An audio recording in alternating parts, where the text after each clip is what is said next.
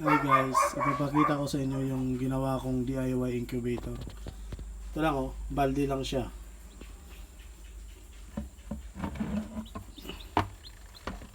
May napisa na siya, isa.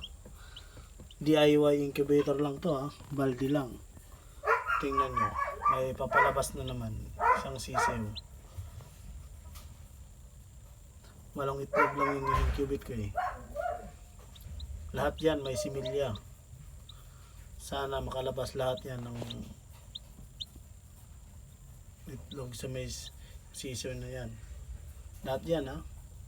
Walong itlog lang yung in-incubate ko. Mayroon na oh, malusog. May tubig yan dito, linagay ko.